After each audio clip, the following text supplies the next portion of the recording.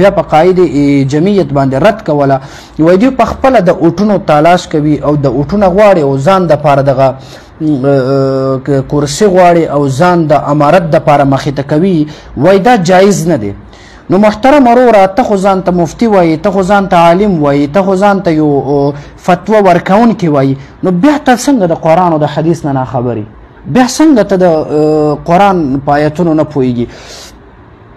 آیا د یوسف علیه السلام په باره کې تا نه ده اورېدلې په قرآن کې چې یوسف علیه السلام هغه وویې چې ما دغه ځمکې دغه خزانه د ما ته حواله کړې شي؟ یوسف علیه السلام طلب نه و کړی. آیا دا ناجایز دی؟ همدارنګې چې کله یو انسان کې صلاحیت وي او دې ته دا پته ده چې بل کس نه زه صحیح دغه نظام سمبالولی شم، دې بالکل طلب وکړي، دې دپاره دا بالکل جایز دی. جایز نه بلکې دا ضروري دی دې دپاره.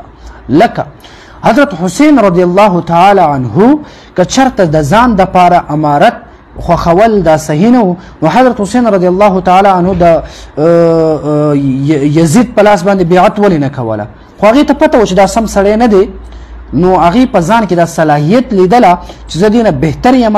په دې وجه باندې هغه د یزید په لاس بیعت ونه کړله، بلکې په خپله د امارت دپاره هغې کوشش وکړو. صحیح ده. همدارنګې ډېر مثالونه داسې دي لکه پیغمبر علیه السلام چې کله وفات شو، د پیغمبر علیه السلام د وفات نه پس د انصار او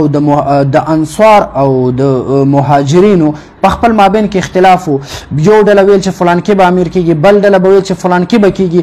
دغلته چې دوی د امارت دغه طلب کول، آیا دا جایز و که ناجایز و؟ نو لږ کتاب وګوره، لږ حدیث وګوره، قرآن ټچ کا، دا حدیث ټچ کا. هسې بس په فیسبوک باندې فتوی لګئ. انشاءالله ښه اپریشن درله کوم، انشاءالله موقع مې درته کتلی ده. انشاءالله الله دې ژوندی لري، ما ته هم الله ډېر ژوند راکړي او تا ته هم ډېر ژوند راکړي. انشاءالله سرمن به درنه وباسو.